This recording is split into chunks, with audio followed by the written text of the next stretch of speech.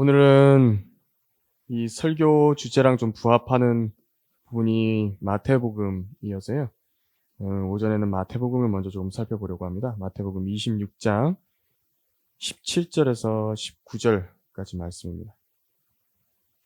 마태복음 26장 17절에서 19절까지 말씀입니다. 그리고 또 이제 고린도 전서도 살펴볼 것인데요. 일단 먼저 마태복음 26장 17절에서 19절 읽어보겠습니다. 무교절의 첫날에 제자들이 예수께 와서 말씀드리기를 우리가 주를 위하여 유월절 양을 잡수실 자리를 어디에 마련하기를 원하시나이까? 라고 하니 주께서 말씀하시기를 성읍으로 들어가서 이런 사람에게 말하라. 선생님께서 말씀하시기를 내 때가 가까우니 내가 네 집에서 나의 제자들과 함께 유월절을 지키고자 하노라 하시더이다 하시더라. 그러자 제자들이 예수께서 지시하신 대로 행하여 유월절을 준비하더라 이렇게 말씀을 하셨습니다. 유월절과 무교절에 관한 부분인데 무교절은 이제 누룩 없는 빵을 먹는 때죠. 유월절 포함해서요. 그래서 그런 어떤 누룩 없는 빵에 관한 연결되어 있는 구절이 고린도전서 5장입니다. 고린도전서 5장도 한번 보시겠습니다. 오늘 고린도전서 5장 6, 8절을 이렇게 중심으로 해서 설교하려고 하는데 고린도전서 5장 6절, 8절입니다.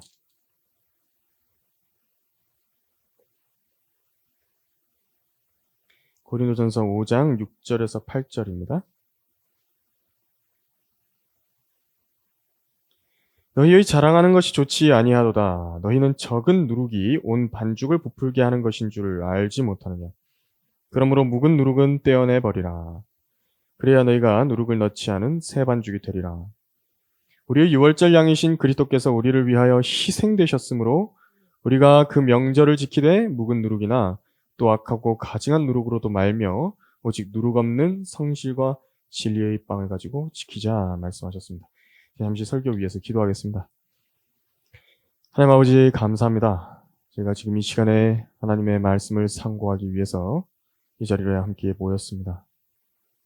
부족한 제가 주님의 말씀을 전해야 하는데 주님 영으로 충만하게 채워주셔서 지혜로 잘 담대하게 전할 수 있게 해주셔서 성도들의 마음 안으로부터 묵은 누룩들과 또 교회에 있는 어떠한 그런 주님께서 불결하게 여기시는 것들도 다 떼어서 제거하여 순수한 모습으로 주님 앞에 발견될 수 있도록 지금 이 시간 저희 모두를 하나님의 말씀으로 감동시켜 주십시오. 모든 것을 주님 손안에 의탁드립니다. 우리 주 예수 그리스도 이름으로 기도했습니다. 아멘. 오늘 설교의 제목은 나의 누룩은 제거가 되었는가? 라는 제목으로 설교하려고 합니다. 나의 누룩은 제거가 되었는가? 먼저 이해를 좀 돕기 위해서 유월절과 무교절에 관해서 잠깐 설명을 드리겠습니다. 유월절은 이제 우리 모두가 익히 들어서 알고 있을 것입니다. 어린 양을 잡아서 먹는 때이죠. 근데 그때서부터 시작해서 7일 동안, 그 후로 7일 동안 이제 무교절이라는 걸 지키는데 이제 누룩 없는 빵을 먹어야 되고 이스라엘 집안의 그 누룩이라는 걸 다 제거를 해야 됩니다. 그런 기간인데요. 그래서 레위기 23장 6절에서 8절에 따르면 6월절 바로 그 다음 날에는 무교절의 거룩한 모임이 있는 날입니다. 그 거룩한 모임이 있을 때는 안식일입니다. 그러니까 보통 토요일마다 반복되는 안식일이 있죠? 7일에 한 번씩. 근데 그거 말고 이 무교절이라는 첫 번째의 그 안식일, 모임이 있는 그 안식일은요. 그 해마다 그 평일 중에서 요일이 바뀝니다. 해마다 바뀌는 날입니다. 그래서 이 점을 몰랐기 때문에 예수님께서 죽으신 날이 이 안식일 전날이다. 그렇게 생각을 해가지고 기독교계에서는 금요일에 예수님께서 죽으셨다라고 가르치고 있는 것이죠. 그러나 주님께서 고난 당하신 때 6월절이라고 하는 것은요. 아비벌 14일의 수요일이었고요. 그 다음날 목요일이 무교절의 그 모임이 있었던 큰 날을 말하는 것입니다. 요한복음 19장 31절에 바로 그 큰 날이라고 말했던 그 명절의 모임이 있는 날이었습니다. 그래서 예수님께서는 수요일에 돌아가시고 목요일에 바로 그 안식일인 큰 날이 있었던 것입니다.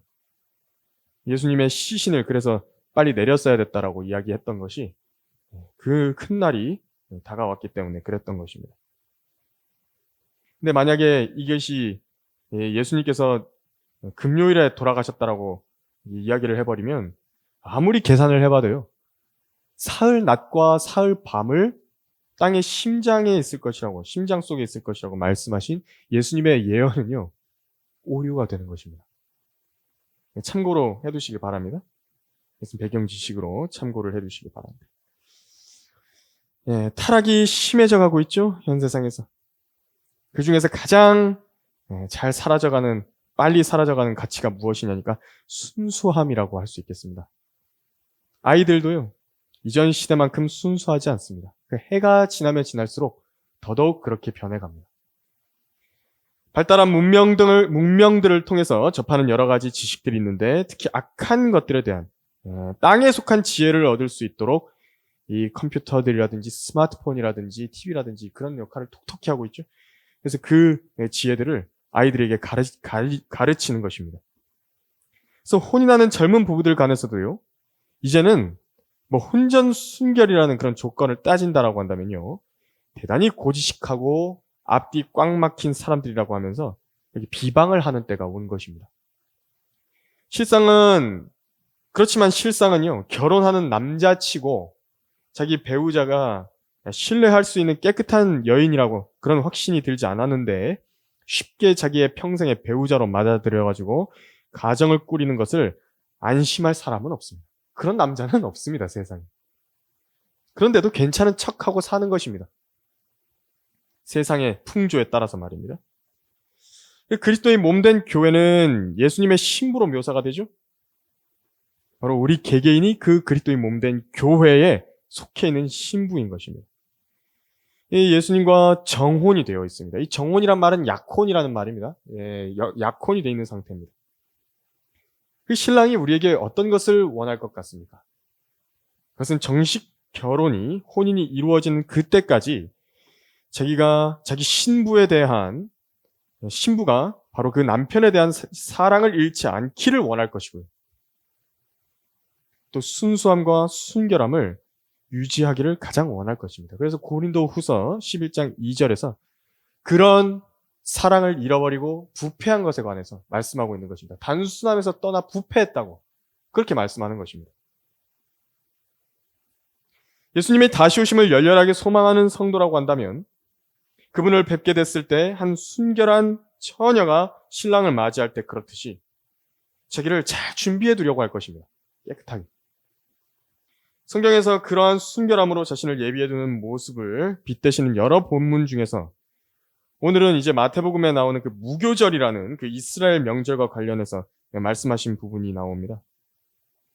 또 우리가 무엇으로부터 자신과 또 교회를 지켜야 하는 것인지를 교훈을 받을 수 있는 것입니다. 무교절에는 누룩 없는 빵을 먹는 명절 기간이고요. 누룩을 제거하는 기간이었습니다. 근데 유대인들은 사실 왜 이 무교절을 지켜야 되는가? 무교절의 의미가 뭐냐? 하나님께서 주신 그 이유가 무엇이고 무교절의 실제가 뭐냐? 이걸 모르면서 명령이기 때문에 시키셨으니까 지켰던 겁니다. 그런데 이제 신약이 주어진 이후로 그 신비가 확연히 드러난 것입니다.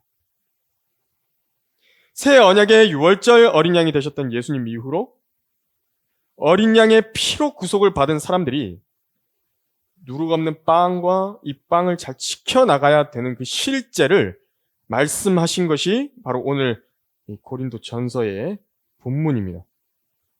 이것을 보여주시려고 이스라엘에게 명절을 미리 주셨던 것입니다.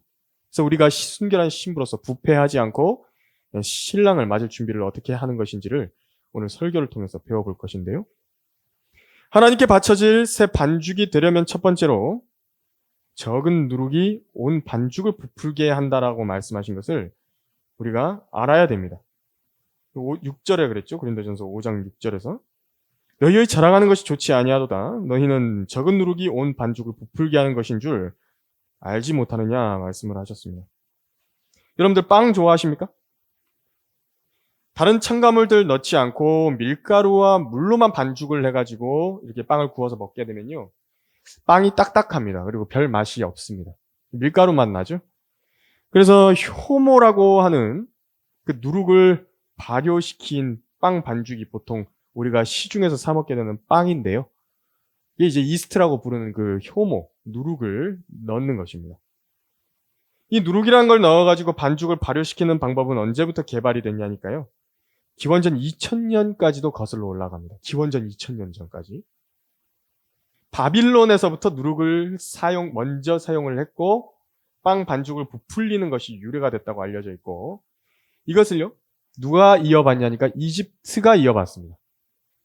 그래서 더 실제적으로 먹는 빵으로서 개발을 한 것은 이제 이집트에서 이렇게 활발하게 이루어졌다고 합니다. 그래서 바빌론이나 이집트나 모두 하나님께서 악한 현 세상이라 정의하신 곳인데 거기로부터 빵 반죽의 발효를 위해 누룩을 넣었다라는 것은 의미심장한 일입니다. 이스트, 이 누룩이라고 하는 것은 어디로부터 나왔냐니까 술로부터 나왔습니다. 누룩을 뜻하는 효모라는 한자어 자체가 술의 그 밑바닥을 말하는 것이거든요. 그 효라고 하는 것 자체가. 근데 이제 그 효모에는 미생물들이 많은데 밀가루 반죽에 딱 들어가게 되면은 그 효모가 알코올을 발효시키는 것과 같은 그런 당 분해 과정이 이렇게 일어난다고 합니다. 그러면 그때 이제 술처럼 에탄올과 이제 이산화탄소가 이렇게 발생을 하게 되는데 그때 이제 빵 반죽이 이렇게 가만히 있더니 빵 반죽이 이렇게 푹 부풀어 오르는 것입니다. 근데 보통 빵에서는 술 맛이 나지 않죠? 왜 그러냐니까 구우면서 이 알코올 성분이 다 날아가기 때문에 그런 것입니다. 이렇게 누룩을 넣어서 발효시킨 빵은요, 그 반죽의 빵은 그 풍미라든지 식감이라든지 이제 사람들이 취향에 맞게 조절되는 아주 중요한 역할을 감당하다 보니까 왜 빵 명장이라 불리는 사람들 있지 않습니까? 그 사람들 같은 경우에는 이 누룩들을 이 종류별로 키우고 발효시키는 것을 개발을 해가지고 이렇게 빵을 파는 것이라고 합니다. 하지만 뭐 성경 어디에서도 누룩은 좋은 용례로 사용되지는 않습니다. 그렇다고 우리가 뭐 지금 이야기 말씀드리는 것은 시중에서 파는 빵을 먹지 말라 그 말씀드리는 게 아닙니다. 먹는 것은 그리스도인의 자유를 억압할 수 없는 것입니다. 저희가 지금 이렇게 설교를 듣는 것은 성경에서 빗대어지는 그 누룩에 대해서 알아보고 이제 거기에 있는 영적 교훈을 알아보자라는 의미인 것입니다. 그 목적입니다. 누룩은 반죽에 들어가면 그 전체를 부풀게 합니다. 전체가 이렇게 쫙 부풀어 오른다고. 한 부분만 부풀어 오르는 게 아닙니다. 누룩이 들어간 부분만. 또 빵 반죽만 두었다고 해가지고 부푸는 것도 아니고요. 이 누룩이 들어가야만 됩니다. 그러면요, 빵 반죽 전체가 다른 빵이 됩니다. 맛도 그렇고요, 모양도 그렇고, 성질도 그렇습니다. 다 다른 빵입니다. 완전히 다른 빵입니다. 그래서 하나님께서는 성경에서 누룩을 좋은 의미로 사용 안 하셨는데 첫 번째는 거짓 교리에 대해서 누룩이라고 빗대셨고 두 번째는 타락한 성도 혹은 거듭나기 이전의 행실에 대해서 누룩이라고 빗대신 것입니다. 타락한 사람이 교회 안에 있는 것도 그것을 누룩이다 이렇게 빗대신 것이라는 겁니다. 변질된 기독교 계에서는요. 마태복음 13장에 천국의 신비들을 잘못 오해해가지고 이 누룩을 복음이라고 말을 하죠. 하지만 전혀 그렇지 않은 것입니다.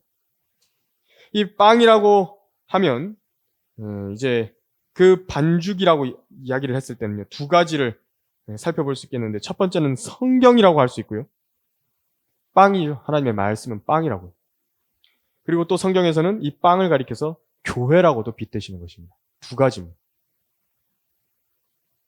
그래서 누룩인 거짓 교리가 성경에 들어가게 되면 그건 부패한 성경이 되는 것입니다. 완전히 다른 빵이라는 것입니다. 또 누룩인 타락한 성도들을 용납해주고 받아주고 있는 것이 더 이상 교회가 아니라는 것을 말하고 있는 것입니다. 악한 사귐은요, 좋은 행실을 부패시킨다고 하신 말씀이 그 말씀입니다. 그래서 하나님께서 성경에 그렇게 고린도전서 15장 33절에 이렇게 말씀하셨죠. 그래서 너희를 자랑하는 것이 좋지 아니하도다. 너희는 적은 누룩이 온 반죽을 부풀게 하는 것인 줄 알지 못하느냐 하신 것은 보십시오. 예수님의 신성에 관해서 부정하려 하고 하나님께서 육신으로 나타나신 것을 부정하려 하는 사람이 성경에 손을 댔다고 생각해 보십시오. 그러면 그것이 아무리 작은 부분이라 할지라도 어떻게 전체적인 성경에 그 건전한 교리가 전부 다 훼손되지 않았다라고 믿을 수 있겠습니까?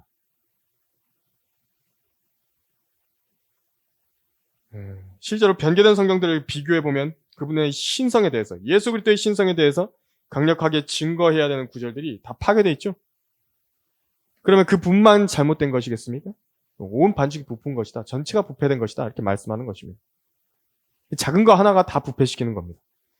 이 작은 것 하나의 영향은 큽니다. 악인 하나의 영향력도 큽니다. 지혜가 전쟁의 무기들보다 나으나 한 명의 죄인이 많은 선을 파괴시키느니라. 전도서 9장 18절에서. 실제로요. 그 웹포털 사이트인 네이버 있죠? 네이버에 뉴스 댓글을 막 이렇게 다는 사람들이 있는데 거기에 대한 연구를 한번 해봤습니다. 전체 여론이 있는데 그걸 누가 움직이고 있냐? 그랬더니 0.1%의 댓글을 적극적으로 다는 사람들에 의해서 그 여론이요. 이렇게 갔다가 저렇게 갔다가 흔들리는 것입니다. 이들을 가리켜서 뭐라 부르냐니까 헤비 댓글러라고 부르는데 미꾸라지 한 마리가 온 웅덩이를 흐린다라는 그 말은요. 진실인 것입니다. 또 나무가 없는 곳에는 불이 꺼지듯이 험담하는 자가 없는 곳에는 싸움도 그치느니라. 잠언 26장 20절에서 그렇게 말씀하시는 것입니다. 그러니까 그 사람들이 있다고. 세상에 있는 초중고등학교에도 있죠. 소위 일진이라 불리는 불량 학생들이 있습니다. 경험해 보신 분들은 아시겠지만 이 보통 학생들보다 수가 훨씬 적거든요. 그 숫자가 훨씬 적다고요. 그런데 모든 학생들이 어떻게 되냐니까 그 학생들에게 딱 신경이 집중되는 것입니다. 그들이 어떤 말을 하고 어떤 행동을 하고 또 이들을 어떻게 하면 피해 다닐 수 있을까 하고 피해를 받고 또 정신적인 어려움을 호소하죠. 그 사람 몇 명 안 되는데 한 반에 한두 명입니다. 그 몇 명 때문에 학업에 어려움을 겪고 학창 시절에 학교 다니기 힘든 이유가 되는 것입니다. 그래서 악한 영향을 끼치는 것은요. 그 악한 영향을 끼치는 누룩의 숫자가 적다. 이거 간과할 문제가 아닙니다. 이것은. 적은 누룩은 온 반죽을 부풀게 한다는 점을 우리가 알고 있어야 그 경각심을 가질 수 있는 것입니다. 하나님께 바쳐질 새 반죽이 되려면 두 번째로요. 누룩을 실제적으로 어떻게 하면 떼어낼 수 있을 것인가? 그거 알아야 됩니다. 누룩을 제거하는 일은 그 반죽을 새롭게 하는 것이라고 여기 본문에서 말씀하고 있습니다. 거기 5장 7절을 보시면 그러므로 묵은 누룩은 떼어내버리라. 그래야 너희가 누룩을 넣지 않은 새 반죽이 되리라. 그 교회가 지키는 명절에서 이것을 지키자고 이야기를 했죠. 그 5장 8절에서 보니까 우리가 그 명절을 지키되 묵은 누룩이나 또 악하고 가증한 누룩으로도 말며 오직 누룩 없는 성실과 진리의 빵을 가지고 지키자. 여기서 이제 교회가 지키는 명절에 대해서는요. 유대인들이 지키던 유월절이라든지 무교절 같은 명절을 말씀하는 게 아닙니다. 이 문자적으로 유대인의 그 유월절과 무교절을 지키라 그 말씀하시는 게 아닙니다. 그랬다라고 한다면요. 양도 잡아야 되고 그 쓴나물도 먹어야 되고 그러는데 그렇게 안 합니다. 그게 아닙니다. 또 모임도 따로 가져야 되죠. 무교절에 해당하는 그 모임도. 그런데 그걸 지키라고 하는 명절이 아닙니다. 이 명절은 지금 주의 만찬을 빗대서 말씀하고 있는 것입니다. 그래서 초대 교회 때는 이제 이 유월절과 무교절이라고 하는 것이요. 이 주의 만찬으로 옮겨지는 것입니다. 그래서 매주마다 모임이 있는 게 전통이었습니다. 이 주의 만찬의 모임이 원래 매주마다 있었다고. 그래서 우리 성경대로 믿는 침례교회 같은 경우에는 주의 만찬 의식을 매주 하는 것은 형식적이게 되어 가서요. 이제 조금 기간을 둔 것입니다. 만찬이라는 그 의식 자체를 하는 것은 그렇게 이렇게 기간을 좀 두고 하는 것이죠. 그래서 우리는 3개월에 한 번씩 하는 것인데, 근데 원래 이제 주의 만찬이라고 하는 것은 로마 시대 기록 같은 것을 보면요, 교회 식사 자리에서 계속 했던 것입니다. 교회가 모일 때마다, 주일마다. 그 명절을 지킨다는 것은 매주 드리는 그 예배를 말하는 것입니다. 그래서 거기에 그 죄 지은 어떤 사람을 쫓아내라 하면서 사귀는 것과 먹는 것에 관해서 그 하지 말라고 이렇게 하신 것이 11절에 써 있는 이유가 거기 있는 것입니다. 사귀지도 말고 그런 자와는 함께 먹지도 말라. 그렇게 말씀하신 이유가 뭐냐면 그 주의 만찬에 참여시키지 말라는 겁니다. 교회에서 그 교제에서 식사하는 자리에 데리고 나오지 말라는 것입니다. 그래서 매번 그 명절이라는 주의 만찬을 지키는데 이제 그리스도 안에서 어린 양의 피로 구속된 사람들이 자신의 마음을 새롭게 함으로써 변화를 받는 시간입니다. 이게 매주마다. 이게 예배입니다. 매 예배 시마다 이 점을요, 성도들 모두가 최대한 활용을 해야 됩니다. 최대한. 주의 만찬 의식을 갖고 있지 않을 뿐이죠. 사실상 본질은 주의 만찬을 하는 것과 같은 것이죠. 새롭게 되는 때입니다. 그 명절을 지키되 라고 써 있는 것입니다.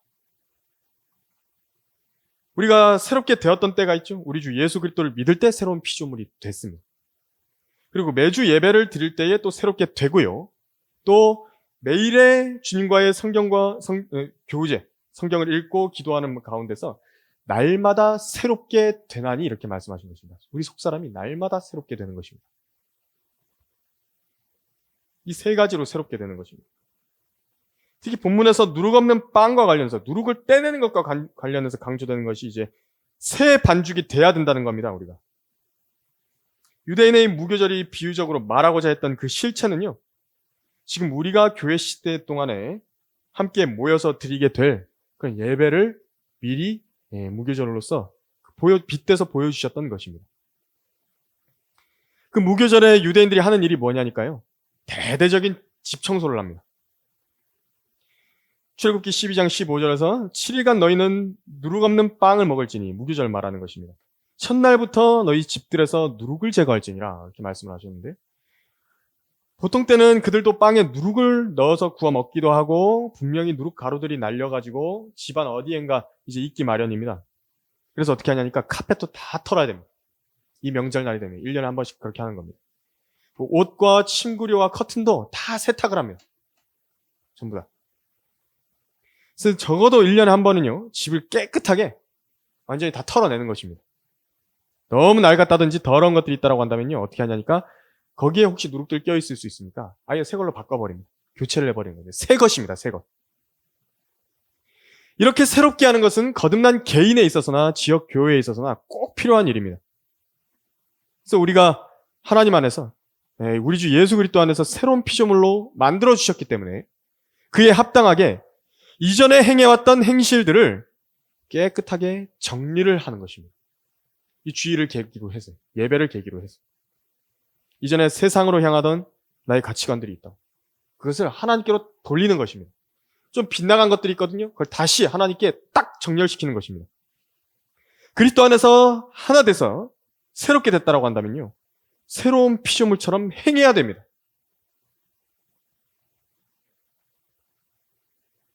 그래서 이제 예배가 드려지고 설교가 행해지고 난 뒤에는 내가 예전에는 거짓말을 좀 많이 했었는데 이제는 내가 주 하나님 한 분을 의식해서 그런 거짓말들을 버리겠다고, 내가 안 하겠다고 결심하는 것입니다. 적당히 둘러대면서 내가 자기를 보호하고 이득을 챙겼던 그런 사악한 마음들 나에게서 버리겠다고 결심을 하는 때입니다. 하나님 앞에서. 내가 지난 한 주간에 하나님을 첫째로 사랑하지 않고 탐욕을 부리면서 더 많은 것을 갖고자 그렇게 애썼던 것인데, 오늘을 계기로 해서 내가 주님 한 분만으로 만족한 생활을 하겠다고 하나님 앞에서 내가 다시 결심을 하는 시간인 겁니다. 더러운 말들, 그것들도 내가 처리해버리겠다고, 내가 이전 습관들도 다 버리겠다고 하나님 앞에 결심하는 때입니다. 간증을 잃어버릴 수 있는 여러 가지 행동들에 대해서도 하나님의 말씀으로 통제를 받아서 내가 이제 다시는 그런 일들을 반복하지 않겠다. 하나님 앞에 과감한 결심을 드리는 것입니다. 이것이 예배입니다. 누룩을 떼는 것입니다. 만일 내가 성경대로 믿는 교회에 들어왔다, 그럼 이것 역시도요, 이에 합당하게 새로운 결심을 하는 것입니다. 새 가죽 부대를 준비해가지고 새로운 포도주를 거기다가 부어야 되는 것입니다. 이전 것들 다 뒤로해야 됩니다. 온통 누룩에 뒤섞여 있었던 비성경적인 종교행위들 있죠? 모르고 행했던 것들, 부정확한 지식들 전부 다 내가 청산하겠다. 배교한 기독교계가 오랫동안 품고 있었던 수많은 교리들과 실행들, 전부 바빌론으로부터 또 세상으로부터 온 것들을 혼합한 그런 것들이죠. 누룩들입니다. 교회가 실행한다라고 하는 사회복음이라든지 정치활동이라든지 환경운동이라든지 이교도적인 실행들, 전부 누룩을 넣어가지고 혼합한 것들인데요, 이런 모든 것들로부터 자신을 깨끗하게 해나가는 과정을 겪는 것이 바로 주일의 예배인 것입니다. 사실 예배만 제대로 드려진다고 해도 이 나라와 교회는 진직부흥하는 것입니다. 이 예배만 잘 드려진다고 해도. 다른 집회가 더 많이 필요한 것이 아니라 예배에서 형식만이 아닌 실제적인 거룩함으로 나아가야 되는 그런 새롭게 된 그것이 매번 있어야 되는 것입니다. 매번. 이 세상과 일치해 있는 것에서 그 하나님께로 일치를 옮기는 것입니다. 그 사람이야말로 바로 하나님의 뜻을 입증하는 것이고요. 말로만 하는 가짜가 아닌 것입니다. 성경에 분명히 말씀하셨죠. 합당한 예배에 관해서 말씀하고 있는 것입니다. 너희는 이 세상과 일치하지 말라. 형제들아, 내가 너희에게 하나님의 모든 자비하심으로 너희에게 구원하노니 너희 몸을 하나님께서 기뻐하시는 거룩한 산제물로 드리라. 이것이 너희가 드릴 합당한 예배니라. 너희는 이 세상과 일치하지 말고 너희 마음을 새롭게 함으로써 변화를 받아 하나님의 선하시고 기뻐하시고 온전하신 뜻이 무엇인지 입증하도록 하라. 그래서 새 반죽이 되라고 말씀하시는 것입니다. 우리가 예수 그리스도를 통해서 거듭날 때 새로운 피조물들이 됐지만 우리가 이 누룩을 제거함으로써 새 반죽이 된다라는 것입니다. 하나님께 바쳐질 새 반죽이 되려면 세 번째로 성실과 진리라는 것이 필요하다고 거기 8절에서 필요하고 말씀하고 있는 것입니다. 끝에 그랬죠. 오직 누룩 없는 성실과 진리의 빵을 가지고 지키자 그랬습니다. 이렇게 묵은 누룩, 악하고 가증한 누룩으로부터 개인과 교회가 정결케 되는 데에는요, 반드시 뒷받침돼야 될 게 있습니다. 그게 뭐냐니까? 그것이 성실과 진리입니다. 이는 여호수아도 자기의 마지막 말에서 이스라엘 자손에게 권면을 했던 말입니다. 여호수아가 했던 말입니다. 여호수아 24장 14절에서 그러므로 이제 주를 두려워하고 성실과 진리로 그분을 섬기라. 너희는 너희 조상들이 하수 저편과 이집트에서 섬겼던 신들을 버리고 너희는 주를 섬기라. 그 누룩이라는 것은요, 아주 끈질긴 생명력을 가지고 있습니다. 노아의 홍수 이래로 노아가 술 취하게 될 때에도 누룩이 역사를 했었죠. 근데 그때 이후로도 계속 아주 자연적으로 또 쉽게 아주 바람을 타고서요, 빵과 포도주에 섞여 들어가서 발효를 시키는 역할을 해왔던 것입니다. 자연스럽게 그게 돼버린다고, 그렇게. 아주 자연스러운 일입니다. 누룩이 들어가 버리는 것은. 그래서 우리에게 왜 성실을 요구하시냐니까 이게 한두 번 누룩을 제거했다 해가지고요, 모든 게 끝나는 것이 아니기 때문에 그렇습니다. 반복입니다. 또 여기서 성실이라고 한다면 물론 우리가 열심히 그렇게 한다라는 의미도 있지만요, 영어로는 뭐라고 하니까 sincerity라 그러거든요. 이게 뭐냐면 열성의 의미도 있지만 마치 이스라엘 자손들이 여호수아 앞에서 계속 질문으로 도전을 받았던 그 진중함과 무게를 말하는 것입니다. 여호수아가 그랬죠? 너희는 주를 섬기지 못할 것이다. 왜냐하면 너희가 주를 버리고 이방 신들을 섬기면 그분이 너희를 다시 진멸하실 것이기 때문이다. 너희는 목이 곧은 백성이잖아요. 이렇게 여호수아가 말을 하니까 이스라엘이 뭐라고 하는 줄 아십니까? 각오를 다지는 것입니다. 자기가 다시 다진다고, 각오를. 아니니다. 우리는 주를 섬기리다. 이거를요 24장에서 몇 번 하는 줄 아십니까? 3번 하는 것입니다. 이 각오 다지는 걸 3번을 했다. 근데 많게 보면 4번까지도 볼 수 있습니다. 그래서 여호수아의 마음은요, 이들이 그런 성실로요, 그러니까 진실되게 하나님 앞에 고백한 내용을 실행하기 위해서 그 성심껏 그 마음들을 다잡기를 원했던 것입니다. 그것을 자기 안에 꽉 다잡기를 원했던 것입니다. 내가 이것을 다시 반복하지 않겠다. 내가 하나님 앞에 반드시 돌이키는 것이다. 왜냐하면 마귀가 관장하는 이 악한 현 세상의 풍조라고 하는 것은 지속적으로 성도들의 마음을 노리고 있고요, 죄가 계속해서 성도들의 마음속을요 쉽게 틈타버리기 때문에 그렇습니다. 하나님 앞에서 한 나의 모든 굳은 결심들도 있죠. 그것을 결심을 했는데 한 잠을 자고 2잠을 자고 3잠을 자고 하면 할수록 점점점 흐릿해지는 것입니다. 망각이 되는 것입니다. 또 어디서 이것이 발견되는지 아십니까? 이 망각이 진지하지 않았던 기도들도 마찬가지인 것입니다. 그 성실이라는 것이 빠진 그 기도입니다. 이 성실함, 시니어리티를 갖고 들려 올린 그 기도가 아니라고 한다면 이렇게 됩니다. 내가 그 기도를 했었는가? 그것도 잊어버리는 것입니다. 그리고 기도에 응답을 해주셨는데 분명히 하나님께서 그렇게 기도해서 응답해 주셨거든요. 그런데 그것을 잊어버리고 감사하지 않게 되는 것입니다. 이것이 바로 성실의 부재입니다. 고린도 교회는요, 고린도전서 5장에서 자신의 계모와 음행한 어떤 사람이 있었죠. 성도들 중에서. 이 바울 서신을 받은 다음에, 고린도전서를 받은 다음에 고린도 교회가 제대로 된 징계를 수행을 했습니다. 이 사람에 대해서. 얼마나 진지한 실행이었겠습니까? 이것이 성실입니다. 얼마나 그 마음이 아팠겠습니까? 이제 그 지식만을 자랑하는 것이 아니라 실제로 하나님의 명령대로 행하려 했더니 얼마나 그 마음들이 진지했겠습니까? 더 이상 그 사람을, 그 범죄한 사람을 형제로 대하지 않고 기도해 주지도 않고 교제하지 않겠다는 것을 이제 공개적으로 선언을 하고 내보내야 되는 것이거든요. 얼마나 그 마음이 진지했겠습니까?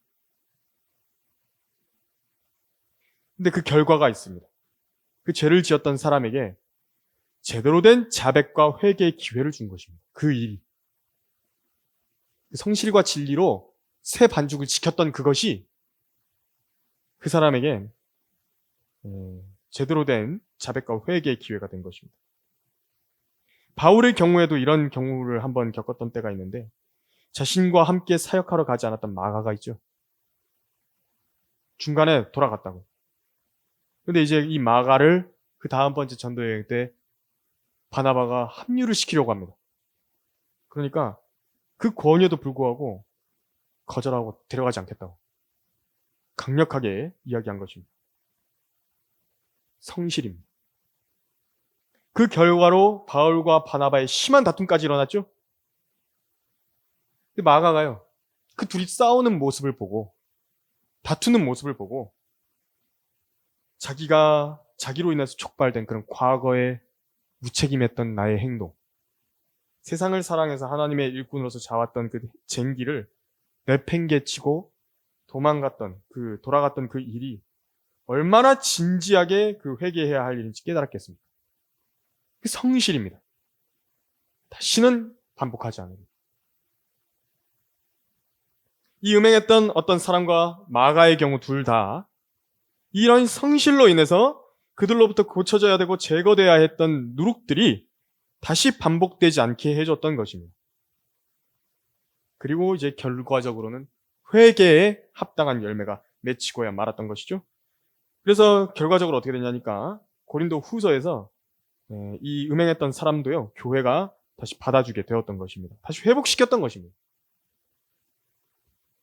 그 회복 역시도 자백과 회개에 근거한 것이죠. 대충 한 거 아닙니다. 이 사람들. 제가 하나님께 죄를 지었다. 그러면요, 진중함으로, 그 마음을 찢는 심정으로 하나님께 자백과 회개가 이루어져야 되는 것이고, 다시 반복하지 않겠다는 그 결심이 하나님 앞에 진지하게 드려져야 되는 것입니다. 장난식으로 드려지는 거 아닙니다. 성실과 진리를 가지고 해야 되는 것입니다.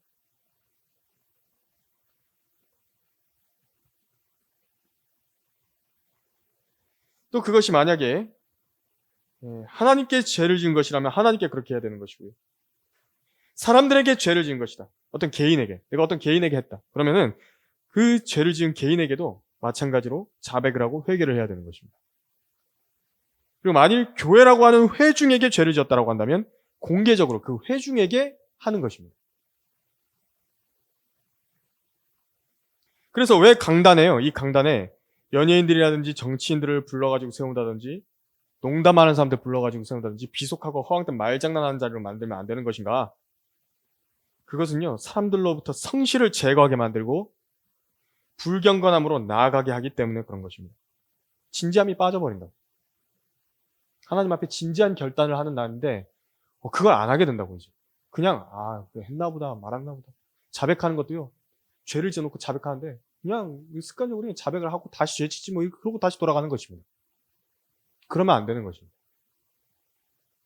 이렇게 되면 누룩가루들은요, 전혀 털어내어지지 않습니다. 하나님의 말씀은 진지함으로 받아야 되고요, 진리 그 자체로 받아들여야 되는 것입니다. 그래서 오늘 아침 결론적으로 우리 모두는 결연히 다시 다짐해야 되는 것입니다. 하나님께서 피로 사신 하나님의 교회와 또 하나님의 자녀가 된 나에게 요구하시는 하나님의 거룩함과 또 순수함, 그것을 지켜내겠다. 그 결심을 말씀드리는 것입니다. 다시 한번.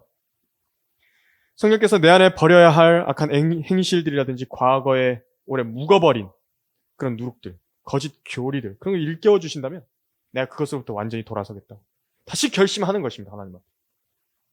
그리스도 안에 있는 단순함과 우리 주 예수 그리스도를 향한 첫사랑이 부패하거나 변질된 부분이 있다고 한다면 내가 그것을 모두 털어버리겠다. 다시 온전한 모습으로 발견되기 원한다고 하나님 앞에 결의를 보여드리는 것입니다. 그렇게 한다면 이 예배가 의미 있는 예배가 되는 것이고 위대한 왕께서 교회의 거룩함의 아름다움을 크게 탐내시고 우리 모든 경배들을 받아주실 것입니다. 설교를 마치겠습니다. 기도하겠습니다.